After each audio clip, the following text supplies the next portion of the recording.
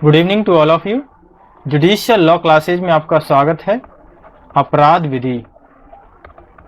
विधि की सीरीज में ये आपका क्वेश्चन संख्या है 10वीं वीडियो आज हम डिस्कस करेंगे। ठीक है, चैनल पे सब्सक्राइबर काफ़ी कम है, तो आपसे मेरी रिक्वेस्ट है कि जितने भी स्टूडेंट अगर इसको जो वीडियो देखते हैं चैनल को सब्सक्राइब जरूर कर दें पहले, ठीक है, और वीडियोज़ को शेयर जरूर किया करें। तो हम 10वीं वीडियो देखेंगे जिसमें आज डिस्कस करेंगे हम कि सभी प्रकार की लूट में या तो चोरी या उद्धापन होता है। स्पष्ट कीजिए, यानी जितनी भी लूट होती हैं उसमें चोरी या उद्धापन रहता है, ये स्पष्ट करना है। स्टार्ट करते हैं। इस क्वेश्चन के मेन पॉइंट्स देख लेते हैं। इसमें परिचय देखेंगे, दूसरा देखेंगे चोरी कब लूट होता है, इसको डिस्कस करेंगे, और उद्धापन कब लूट बन जाता है, इसको भी डिस्कस करेंगे, और चौथा पॉइंट देखेंगे हम लूट एवं डकैती में अंतर क्या है। स्टार्ट करते हैं। तो परिचय से देखते हैं। देखिए, चोरी, लूट, उद्धापन ये सभी समाज के ऐसे कलंक के रूप में देखे जाते हैं, जो एक स्वस्थ और शांति व्यवस्थित जो समाज है उसको अव्यवस्थित करने का काम करते हैं।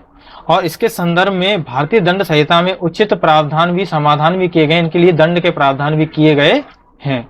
ठीक है, तो चोरी जो होती है किसी भी व्यक्ति की जो स्वामित्व या कब्जे वाली वस्तु होती है उसकी अनुमति के बिना उसको लेना, उसको डरा करके उसको लूटना, या उसको उसी के सामने उद्धापित करके जबरदस्ती, इसको हम बोल सकते हैं जबरदस्ती से डरा कर धमका कर वस्तु को लेना भी उद्धापन। इन तीनों के संदर्भ को आज हम यहाँ पे डिस्कस करेंगे। चलिए स्टार्ट करते हैं। तो परिचय नॉर्मल, ठीक है।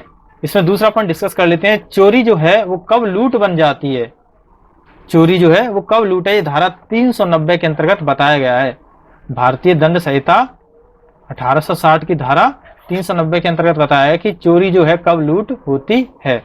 तो इसको हम देख लेते हैं कि चोरी लूट है कब, यदि चोरी करने के लिए या अभिप्राप्त संपत्ति को ले जाने के लिए प्रयत्न करने में किसी की स्वेच्छा से मृत्यु, उपहति, सदोष अवरोध तत्काल हो या भय कारित करता है, यह प्रयत्न क्या कहलाता है, लूट कहलाता है। चोरी के बाद ये लूट कहलाता है, सॉरी। तो देखिए इसको समझिए थोड़ा। चोरी कब लूट है, यदि चोरी करने के लिए या जो भी संपत्ति उसको अभिप्राप्त करने के लिए जो संपत्ति है को ले जाने के लिए प्रयत्न करने के लिए किसी स्वेच्छा से, किसी की व्यक्ति की स्वेच्छा से, यानी जिससे संपत्ति ली जा रही है उसकी स्वेच्छा से नहीं, जो लूटना चाह रहा है उसकी स्वेच्छा से व्यक्ति की, जिसको लूटना चाह रहा है उसकी मृत्यु कारित की जाती है या उसको उपहति पहुंचाई जाती है या उसे सदोष अवरोध किया जाता है, जो वो तत्काल भी हो सकता है। इन तीनों का या तो मृत्यु या उपहति या सदोष अवरोध तत्काल भी हो सकता है, या इन चीजों का भय भी हो सकता है।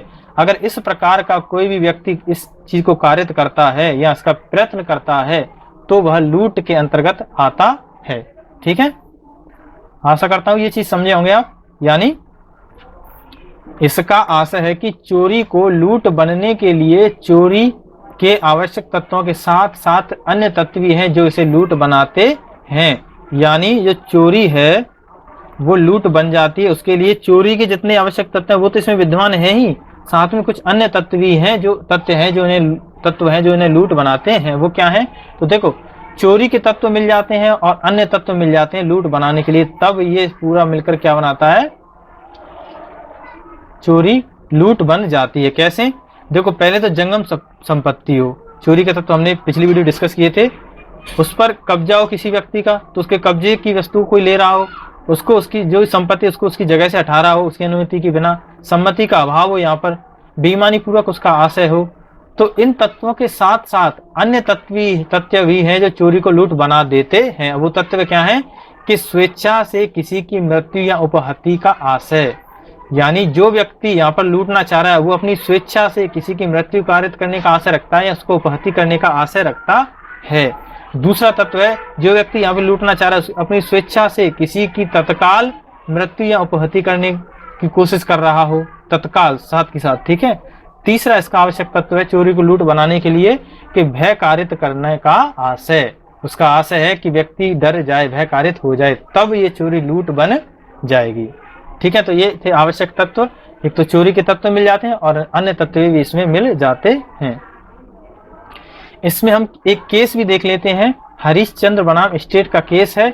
इसमें क्या है, एक गाड़ी के अंतर्गत, एक गाड़ी में दो व्यक्ति एक व्यक्ति की घड़ी को चुरा लेते हैं, उससे ले लेते हैं, ठीक है।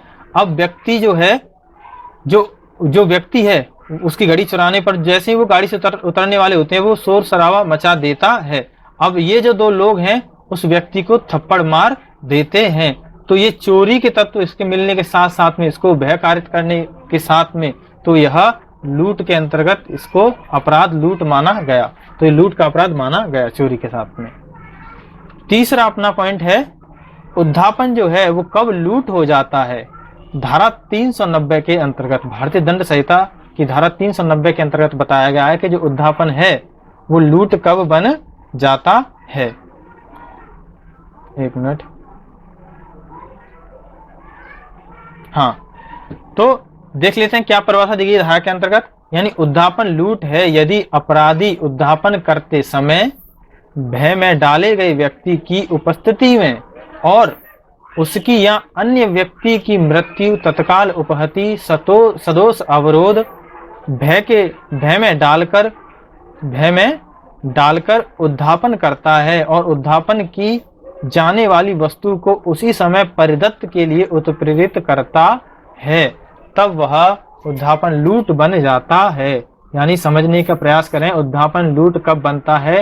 यदि अपराधी उद्धापन करते समय, अपराधी जो है वो उद्धापन करते समय भय में डाले गए व्यक्ति की, अब ये अपराधी जिस व्यक्ति को भय में डाल रहा है उस व्यक्ति की उपस्थिति भी वहीं पर है, उपस्थिति है, और उसकी या अन्य व्यक्ति, अब उसके साथ जो व्यक्ति जिससे वह उद्धापन कर रहा है, लूटने की कोशिश कर रहा है उद्धापन के जरिए, वो व्यक्ति खुद हो सकता है या उसके साथ अन्य व्यक्ति भी हो सकता है, उसकी मृत्यु, तत्काल उपहति या सदोष अवरोध के भय में डालकर उद्धापन करता है। उसको ये डराता है, धमकाता है कि या तो मैं तुम्हें क्षति पहुंचाऊंगा या तुम्हारे साथ जो अन्य व्यक्ति है उसको भी क्षति पहुंचाऊंगा, इस प्रकार का उद्धापन करता है।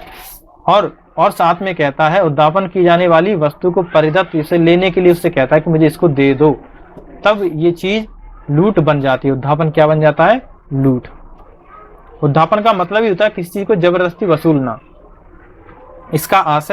इसका आशय कि उद्धापन को लूट बनाने के लिए उद्धापन के आवश्यक तत्वों के साथ साथ अन्य तत्व भी इसमें जुड़े हुए होते हैं जो इसे लूट बना देते हैं।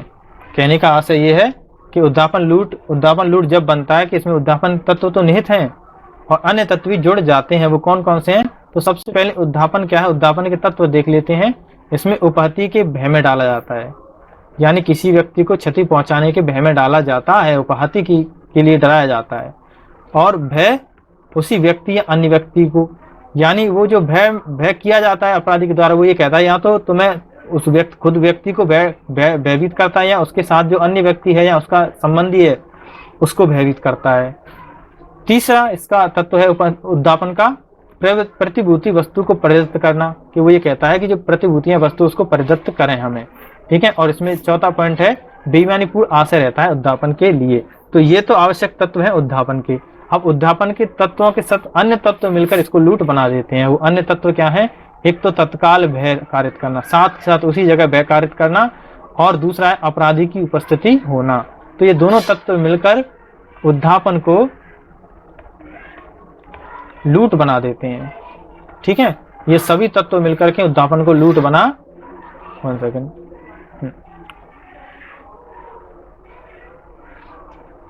ये सभी तत्व मिलकर उद्धापन को लूट बना देते हैं। उदाहरण देख लेते हैं हम इसमें। उदाहरण है पिस्तौल दिखाकर थैली मांगना। एक व्यक्ति रास्ते से जा रहा होता है, का व्यक्ति जा रहा होता है, खा व्यक्ति का को पिस्तौल दिखा करके उसे डरा करके धमका कर बेईमानीपूर्ण आशय से कहता है कि मुझे ये थैली मुझे अभी साथ साथ परिदत्त कर दो, नहीं तो मैं तुम्हें मार दूंगा या तुम्हें क्षतिकारित कर दूंगा। इस डर से वह व्यक्ति अपराधी को अपनी थैली परिदत्त कर देता है। तो इसे लूट, उद्धापन के साथ साथ लूट के रूप में देखा गया कि उसमें उद्धापन तत्व तो निहित थे, लेकिन ये लूट के अंतर्गत देखा गया क्योंकि इसमें अपराधी के द्वारा तत्काल भय यहाँ पर कारित कर दिया और अपराधी की उपस्थिति, दोनों तत्व इसमें शामिल हो गए। दूसरा उदाहरण देख लेते हैं, का द्वारा खा के पुत्र को पकड़ लेना। यानी का द्वारा खा का पुत्र होता है उसको का पकड़ लेता है, का खा के पुत्र को पकड़ लेता है और कहता है कि मुझे तुम्हारा जो भी सामान है, जो भी थैली है, उसको मुझे प्रदत्त कर दो, मुझे दे दो, वरना तुम्हारे पुत्र को मैं नुकसान पहुंचा दूंगा। तब खा उस जो भी संपत्ति सामान है उसको का को दे देता है। तो यहाँ पर भी लूट को देखा गया और साथ में उद्यापन के तत्व इसमें निहित थे, यानी जो उद्यापन है वो लूट बन गया, तत्काल भय इसमें कारित हुआ। चौथा पॉइंट क्या, लास्ट पॉइंट अपना फोर्थ, लूट एवं डकैती में अंतर क्या है। लूट एवं डकैती में अंतर, तो जो लूट जो है वो डकैती से कम गंभीर है। लूट क्या है, डकैती से कम गंभीर है, जबकि डकैती लूट से भी गंभीर है। डकैती लूट से भी गंभीर होती है।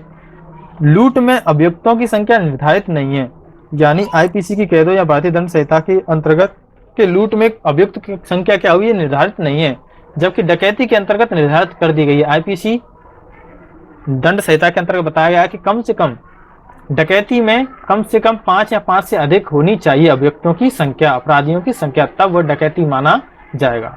ठीक है, तो ये थी आज की वीडियो, और चैनल को सब्सक्राइब करें, वीडियोज को शेयर जरूर किया करें। Thank you.